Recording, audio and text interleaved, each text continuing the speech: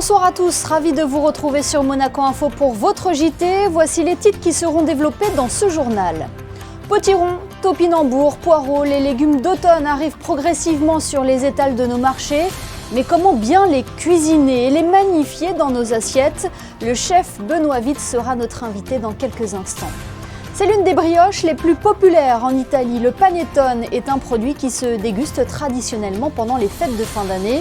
Il se prépare déjà dans les cuisines du Louis XV, Alain Ducasse, à l'Hôtel de Paris. Nous tenterons d'en savoir plus sur les secrets de sa fabrication. Puis nous vous emmènerons dans les coulisses des préparatifs de la grande braderie de la Croix-Rouge monégasque à J-2 de ce rendez-vous solidaire.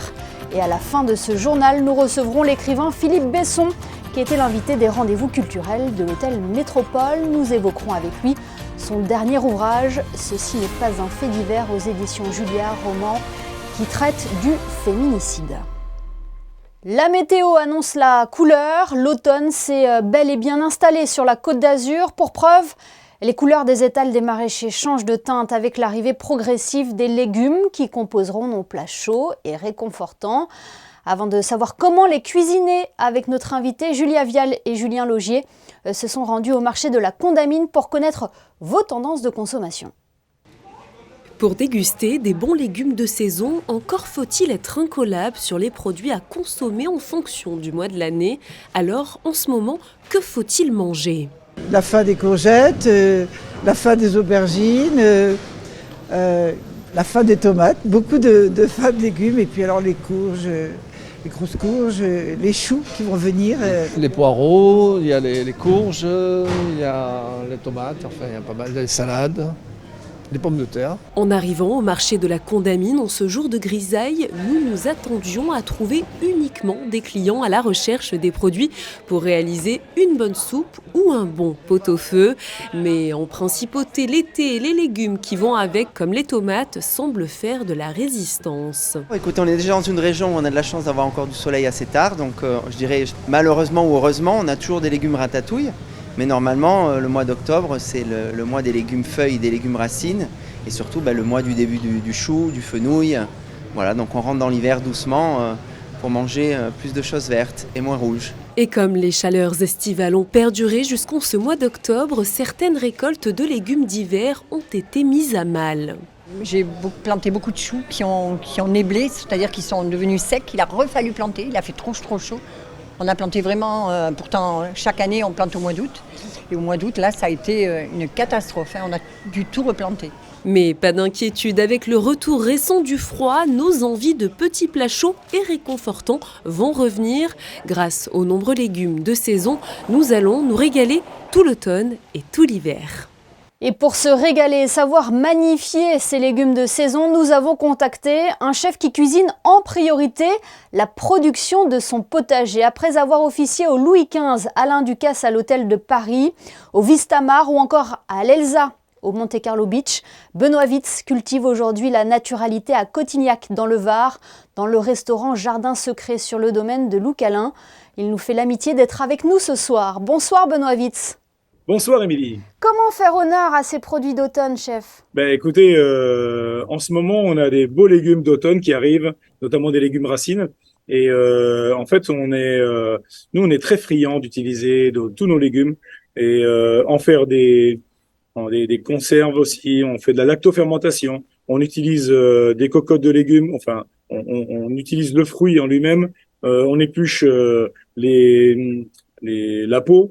Et cette peau, on en fait des consommés, on en fait des bouillons, on en fait aussi des condiments. Parce que ce qui est bon aussi utiliser, c'est les fanes et la peau, où il y a le plus de vitamines. Ouais, c'est vraiment la saison parfaite pour faire le plein de légumes. Tout à fait. Ah oui, c'est vraiment les beaux légumes racines, comme des panais, comme les rutabagas, le topinambour qui arrive aussi. Et en fait, tous ces légumes qui sont un peu oubliés depuis quelque temps. Mais qui reviennent à la mode dans nos assiettes. Exactement. Et il est vrai que on les met en honneur et puis ils se marient bien ensemble. On peut utiliser que des légumes et faire un plat que des légumes. On est très spécialiste, en tout cas là-dedans. Et après, on peut les accommoder aussi avec des viandes, avec un poisson. Et c'est quelque chose qu'on utilise, tout l'hiver. Un légume qui est traité aujourd'hui, on peut le fait de le faire mariner ou de le mettre au vinaigre ou de le laisser légèrement fermenter, vous pouvez en servir tout l'hiver. Et justement, comment sublimer ces produits d'automne? Donnez-nous un petit peu l'eau à la bouche. En fait, on utilise au départ, on utilise les légumes crus, en été, au printemps, on est plus dans les légumes crus. Là, on va plutôt les cuire, on va les confire, on va les cuire dans une croûte de sel, on va les cuire dans du pain. Et c'est vrai que l'autre jour, on a fait un tout simple chou-fleur cuit dans une pâte à brioche et servi avec un condiment, avec la moelle de l'intérieur du chou-fleur. Accommodé avec un peu de graines de moutarde, avec quelques noix torréfiées. On en fait un condiment comme une moutarde et servi avec cette tranche de chou-fleur avec enrobé de pain brioché. C'est voilà, exceptionnel. Ouais. C'est très simple, mais très bon. Voilà. Chef, vous avez toujours été un grand adepte de la naturalité transmise par Alain Ducasse. C'est important, ce retour à l'essentiel, se nourrir plus sainement avec des produits de saison. Et surtout, tout à fait, je suis entièrement d'accord. Et surtout, il faut ne pas manger que des légumes crus. Voilà. Il y a des saisons pour les légumes crus, des saisons pour les légumes d'hiver. Et notamment en ce moment, c'est les faire cuire. On peut aussi les utiliser sous forme de potage. On peut, voilà. Et en tout cas, on peut les sublimer en leur donnant. On a tendance à un peu oublier. C'est vrai que la soupe, c'est compliqué. C'est pas compliqué à faire, mais personne n'a envie d'en manger parce que c'est voilà, il faut qu'il fasse froid. Et à ce moment, il fait pas forcément frais, quoi, et suffisamment froid pour manger. Et donc l'idée, c'est de les mettre sous une autre forme. Ça peut être comme un beignet, ça peut être alors mélangé avec d'autres céréales pour en faire peut-être juste pané ou un gratin, et c'est très bon aussi. Chef, une petite parenthèse, parlez-nous de Jardin Secret, votre restaurant sur le domaine de Loucalin dans le Var. Oui, alors nous avons ouvert le Jardin Secret depuis quelques temps, depuis maintenant 3 ans, et nous avons été récompensés d'une étoile verte. D'ailleurs, aujourd'hui, nous sommes en train de l'exporter aussi, cette étoile verte. Nous faisons un premier événement en Thaïlande, à l'hôtel Explorar, et c'est la première fois qu'on fait un événement gastronomique comme ça, et j'en suis très heureux en tout cas, et très fier en tout cas de pouvoir mettre cette étoile verte en avant. Et chez nous, donc, ça passe par l'échange, ça passe par aussi l'échange qu'on peut avoir avec nos clients, l'échange qu'on a aussi en cuisine, en salle, pour transmettre ces valeurs de la durabilité, de la saisonnalité. Et on est très heureux en tout cas de pouvoir vous accueillir et utiliser aussi des produits locaux comme le safran, qui est aussi bientôt à l'honneur sur nos tables. Voilà. Oui, le safran sur lequel on reviendra très rapidement sur Monaco Info. Merci infiniment Benoît Witz d'avoir été notre invité ce soir sur Monaco Info. C'est toujours un plaisir de vous entendre. Merci beaucoup, merci, à très vite. Et nous évoquions avec Benoît Witz ses 30 ans de carrière dans les maisons Ducasse. Justement, direction les cuisines du Louis XV Alain Ducasse à l'Hôtel de Paris, à la découverte d'une brioche bien connue des Italiens, le panettone. Pour la 4e année consécutive, le chef pâtissier Sandro Micheli et sa brigade proposent ce produit que l'on déguste traditionnellement à l'occasion des fêtes de fin d'année. Émilie Flamin et Alban Gingembre ont voulu en savoir plus sur les secrets de fabrication qui, vous allez le voir, demandent beaucoup de patience. Regardez. Tout part d'une pâte à brioche italienne qui a été réalisée et pétrie la veille. Elle a dormi pendant 12 heures et est maintenant prête à passer au 2e pétrissage. On va rajouter de la farine à la première pâte qui a été faite hier soir et qui a poussé pendant 12 heures. Donc ça va prendre 5, 6, 7 minutes. Et après, au fur et à mesure, on a plusieurs étapes. On va rajouter le sucre avec le miel, on a le sel, on a le beurre avec les jaunes, ce qu'on appelle le bassinage, c'est-à-dire l'eau, et à la fin on ajoute la garniture. Même si le savoir-faire et la recette restent traditionnels, ici, il y a quand même une particularité. C'est la garniture, oui. Donc nous, c'est les deux sortes de chocolat, bleu, chocolat noir, chocolat lait, orangette confite. Dans ce panettone, c'est 27% de garniture. Une fois celle-ci rajoutée, place aux dernières minutes de pétrissage avant que la magie opère. Ce qu'on fait, c'est pour voir si vraiment la pâte est comme on le veut. On va essayer de tirer au maximum son réseau. Et vous voyez, même en tirant, vous voyez, ça ce réseau glutineux, c'est-à-dire que la pâte a extrêmement de force. On n'arrive pas à la déchirer. Ça, c'est très important pour nous. C'est d'être sûr qu'on a suffisamment d'élasticité, qu'on a bien travaillé, que la farine est comme il le faut. Et là, vous avez vraiment une toile. Après avoir posé, avoir été travaillé et coulé dans des moules en papier, l'appareil est recouvert d'un glaçage, blanc d'œuf, sucre glace, poudre de noisette et grains de sucre avant de partir au four pour 50 minutes. Et tradition oblige, pour que le panettone garde sa hauteur, il faut le retourner à la fin de la cuisson. Voilà, c'est prêt. Donc voici les 2 panettones que nous avons à la vente. En ce moment, par semaine, le chef pâtissier confectionne 50 kg de pâtes qui sont ensuite façonnées et cuites chaque jour en fonction de la demande. Et les panettones du Louis XV Alain Ducasse sont disponibles à la commande jusqu'au 9 décembre. Certaines vitrines de magasins à Monaco annoncent déjà l'événement. Halloween, c'est dans quelques jours. Il ne sera pas impossible de voir déambuler des petits monstres déguisés. Plusieurs animations sont proposées en principauté. La boîte à jeux organise par exemple un grand jeu au parc Princesse Antoinette le mardi 31 octobre dès 14 h. En soirée, les enfants âgés de 11 à 17 ans pourront profiter d'une soirée DJ à l'espace Léo Ferré. D'autres ateliers sont prévus le même jour au Jardin Exotique et au Centre Botanique.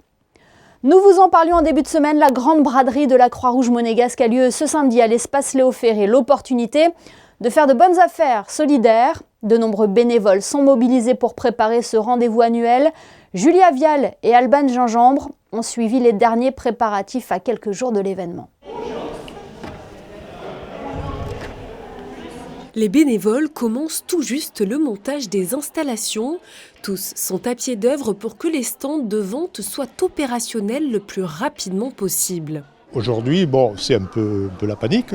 Et demain, il y a tout le monde qui vient, tout sur les stands. Et là, ils mettront tout en place, c'est-à-dire tout ce qui est dans les cartons, ils les déballent et ils les mettent sur les tables. Voilà. Et samedi, c'est le grand jour. Chaque année, plus de 3000 personnes viennent à la braderie pour allier leurs bonnes affaires à la bonne cause.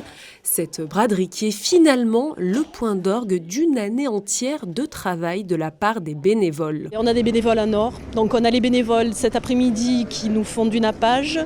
On a des bénévoles qui tournent depuis hier après-midi pour les rotations, pour amener tous les sacs. On a des bénévoles demain pour la mise en place. Il faut compter, demain j'ai 70 bénévoles qui viennent nous donner un coup de main. Et pour le jour J, samedi, on a 180 bénévoles qui seront sur stand. Les trier, repérer les pièces rares et classer tous les dons, c'est le travail titanesque des bénévoles tout au long de l'année. Le stand du luxe est d'ailleurs celui qui attire le plus les foules. Et comme la mode est un éternel recommencement, certaines pièces anciennes trouvent aussi leur public. Il y a aussi un stand de grand luxe où il y a des dons de fourrure, de manteaux, de tout, qui se trouve actuellement à la braderie. Et donc, on effectue toutes ces choses. C'est vrai qu'on trouve des choses magnifiques. On retrouve les souvenirs de nos anciens, là, de choses, surtout dans ce qui est dans le linge de maison, dans le mobilier, beaucoup de choses. Et c'est vrai que ça fait plaisir aussi, nous, de voir des choses qu'on ne voit plus maintenant, et qu'on retrouve chez nos anciens. La grande braderie se tiendra donc ce samedi 28 octobre à partir de 9 h à l'espace Léo Ferré. Tous les fonds récoltés à l'occasion des ventes de la journée seront reversés aux bonnes œuvres de la Croix-Rouge monégasque. L'hôtel Métropole Monte-Carlo relancé, rendez-vous culturel, l'occasion de rencontrer dans un écrin privilégié des personnalités du monde de la culture et des arts. Francis Huster, David Fuenquinos, Anne Parillo se sont déjà prêtés à l'exercice. Cet après-midi, c'est l'écrivain Philippe Besson qui était l'invité de ce rendez-vous pour présenter son dernier livre « Ceci n'est pas un fait divers » aux éditions Julliard. Il est également l'invité de Monaco Info ce soir. Bonsoir Philippe Besson. Bonsoir. Évoquons tout d'abord le choix du titre de votre ouvrage. Ceci n'est pas un fait divers, c'est un titre pour entamer le débat, car cela va bien au-delà de cela. Ce livre met les mots sur le féminicide.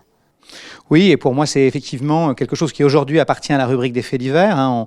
On sait quelques lignes dans un journal où on dit voilà, une femme a été tuée sous les coups de son conjoint, et puis on passe à autre chose. C'est aussi un chiffre dans un décompte macabre. On sait grosso modo environ 140 féminicides par an. Et moi, je voulais dire que c'est tout autre chose. D'abord, c'est une histoire d'hommes, de femmes, d'enfants. Voilà, c'est une histoire incarnée avec des sentiments, avec une vie prise, des vies dévastées autour. Et puis c'est un fait de société parce que ça il faut tordre le cou une fois pour toutes à la légende du crime passionnel. Celui qui tue se comporte comme un propriétaire. Il commet un crime de propriétaire. Sa femme veut partir, c'est le cas dans 3 ou 4 cas sur 5. Et à ce moment-là, il décide qu'elle doit mourir, qu'elle doit continuer de lui appartenir jusqu'à la mort. Et donc, quelqu'un qui se sent autorisé à commettre un crime de propriétaire, ça raconte quelque chose sur la société dans laquelle nous vivons, oui. Oui, ce roman est inspiré de faits réels. C'est un lecteur qui vous a fait part de son histoire, qui a dit « Mon père a tué ma mère ». Oui, c'est ça. Un jour, dans une librairie, un jeune homme vient vers moi parce qu'il aime mes livres. On entame une conversation et puis on se revoit un peu après. Et vous savez, comme quand on commence à connaître les gens, on les interroge sur leur histoire familiale. Et il me dit, tu sais, il faut que je te dise, mon père a tué ma mère. Et cette phrase m'a plongé dans une sidération, évidemment, et dans le silence. D'ailleurs, il y a très peu de phrases, au fond, qui vous obligent au silence. Et puis, quelque temps après, on s'est reparlé, lui et moi. Je lui ai dit, mais pourquoi tu ne me l'as pas dit avant? C'était pas un reproche, j'essayais de comprendre. Et il m'a dit à ce moment-là 2 choses qui ont décidé du livre. Il m'a dit la mort de ma mère emporte tout et moi je ne compte pas. Alors quelqu'un qui me dit je compte pas, c'est pas possible, toutes les vies comptent. Et puis après il m'a dit de toute façon je ne saurais pas raconter l'histoire. Et alors si vous dites à un écrivain je ne saurais pas raconter l'histoire, vous prenez le risque qu'il tente de l'écrire à votre place. Et moi je me suis dit voilà comment peut-être on peut prendre cette question des violences conjugales et des féminicides par le biais des enfants, par le regard et la voix des enfants, comment la vie continue après cette calamité-là. Oui, parce que vous parlez de reconstruction, plusieurs sentiments se mêlent à l'issue d'un tel drame vécu par des enfants, la tristesse, la colère et puis la culpabilité. Oui, alors évidemment, on commence par la sidération, parce que c'est évidemment quelque chose à quoi on ne s'attend pas du tout. Et puis effectivement, on plonge dans un grand chagrin, parce que voilà, ces enfants viennent de perdre leur mère, ils l'ont perdue dans les conditions les pires qui soient. Il y a aussi une grande violence qui leur est assénée, puisque en général, le féminicide a lieu dans la maison de famille, donc cette maison devient une scène de crime, ils n'y ont plus accès. Ça veut dire qu'ils sont bannis du territoire de leur enfance ou de leur adolescence, ils n'ont plus voix au chapitre. Et puis après, évidemment, il y a cette question de la colère, parce que personne n'a rien fait, personne n'a rien empêché, et la culpabilité, parce qu'eux-mêmes se disent on n'a rien vu, on n'a rien entendu. Toutes ces strates-là, il faut en passer par là pour arriver à se reconstruire et aller vers une forme de résilience. Parce qu'à un moment, il faut revenir à la vie. Et moi, au fond, je vois ces enfants comme des êtres qui auraient été plongés dans des eaux très noires et qui essaient de remonter à la surface. Et la question, c'est est-ce qu'ils auront assez de souffle pour remonter à la surface à temps? Et donc, c'est cette question de la reconstruction et de la résilience qui est au cœur du récit, oui. Et il était important pour vous, Philippe Besson, d'être le miroir de ce monde, de relater cette histoire à hauteur d'homme pour réveiller les consciences à ce sujet? Oui, je pense que les écrivains, ils appartiennent au monde réel. On n'est pas dans une tour d'ivoire à écrire avec une chandelle à côté de nous et en pensant que tout ce qui se passe à côté, c'est sans importance. Non, on est évidemment rattrapé par le chaos du monde, par le chaos de la société, par tout ce qui traverse, par la violence qui traverse notre société. Et donc les violences conjugales, elles sont là devant nous, on les voit. Et on ouvre un journal, on allume la télévision, on en entend parler. Et donc on prend ce réel-là et on essaie de le raconter. Mais on le raconte effectivement sous une forme romanesque, ou en tout cas sous une forme sensible, parce que l'idée c'est moins de faire appel à l'intelligence qu'au cœur. C'est-à-dire je veux parler au cœur des gens parce que je me dis en cherchant à atteindre le cœur, justement on pourra éveiller les consciences, on pourra faire en sorte que les gens aient un regard différent. Donc oui, j'ai voulu faire ce travail d'une écriture sensible autour de cette question-là pour approcher la question différemment. Oui, ça a toujours animé votre écriture. Merci Philippe Besson d'avoir été avec nous sur Monaco Info. On le rappelle, vous étiez l'invité des rendez-vous culturels de l'hôtel Métropole. Merci à vous. Le 3 novembre prochain, Monaco officialisera son jumelage avec Dolce Acqua. Une série de cérémonies va avoir lieu en principauté et dans cette commune d'Italie située dans la province d'Imperia en Ligurie. En amont de ces festivités, le comité national monégasque de la IAP met actuellement à l'honneur 4 peintres originaires de la ville italienne. Le maire de Dolce Acqua ainsi que l'ambassadeur d'Italie à Monaco étaient présents pour inaugurer l'exposition. Le reportage d'Anaïs Riu et Julien Laugier. Bien qu'elles soient toutes différentes les unes des autres, de par leur couleur, leur forme, leur sujet et leur style, elles ont toutes un point commun. Ces œuvres ont été peintes par 4 artistes originaires de Dolce Acqua et représentent des scènes de vie emblématiques au cœur de la ville italienne. J'ai voulu montrer des effets un peu spéciaux de chacun d'entre eux. Donc pour Morcio, j'ai choisi des natures mortes, et en particulier des bouquets, des fleurs. Pour Giglio, j'ai choisi des visages. C'est un autodidacte de Dolce Acqua qui a vécu longtemps au Brésil et qui s'est formé tout seul. Donc ils sont tous de formations un peu différentes d'ailleurs. Derrière moi, vous avez Mario Raimondo di Barba di Rame, barbe de cuivre, hein, il avait une barbe assez belle. Et lui, j'ai choisi des scènes de travail, de paysans qui travaillent la terre, parce que je crois que c'est vraiment quelque chose qui qualifie un peu tout l'arrière-pays de Monaco, de Dolce Acqua, c'est le même. Hein, c'est les mêmes efforts, les mêmes hommes, les mêmes femmes qui ont travaillé pour nourrir leur famille. Une exposition atypique en signe d'amitié pour le jumelage entre Dolce Acqua et Monaco après 5 siècles d'éloignement. Un hommage également que la mairie de la commune italienne a souhaité rendre à ses peintres, tous disparus à ce jour, en les offrant au regard des monégasques et visiteurs internationaux. Un'ulteriore iniziativa che abbiamo fatto col Comune di Monaco e con Monaco per arrivare al gemellaggio. È da gennaio che abbiamo fatto tantissime iniziative sportive, culturali, gli adulti, e questa è un po' la chiusura. Ed è piacevole perché racconta anche un po' la storia del paese, perché questi quadri in qualche modo raccontano la vita contadina, quello che era Dolce Acqua una volta. E lo scambio con la IAP è proprio questo, cioè di essere noi qua a Dolce Acqua e un altro anno loro verranno a Dolce Acqua a esporre il nostro castello. Quindi è una continua collaborazione che continuerà, spero, anche negli anni futuri. À son tour, l'Association internationale des arts plastiques du Comité national monégasque se rendra l'année prochaine à Dolce Acqua avec la même initiative. L'actualité sportive en principauté est très riche toute l'année avec de nombreux événements majeurs, mais le sport amateur rassemble également énormément de passionnés. Coup de projecteur ce soir sur l'équipe masculine de l'AS Monaco Handball, solidement ancrée en National 2 depuis une décennie. Le reportage de Frédéric Elion sur des images d'Alban Gingembre. Il y a des équipes qui font l'ascenseur et manquent de stabilité au fil des saisons. À l'AS Monaco Handball, c'est tout l'inverse, une décennie de présence en National 2. Cette saison a pris 6 journées, soit un quart du championnat. Monaco présente un bilan équilibré, 3 victoires et 3 défaites. On est, on va dire, sur notre petit chemin, même s'il y a un regret, c'est la défaite à domicile contre Prades. Réellement, on devrait être à 4 sur 6 et là, on serait très très bien. Donc cette défaite, elle fait mal. Après, on est allé perdre à Marseille, on est allé perdre à Saint-Raphaël. On sait que c'est 2 gros de la poule. Malgré tout, à Saint-Raph ce week-end, on n'a pas été ridicule. Et pourtant, on a des blessés, c'est compliqué, il faut composer avec tout ça.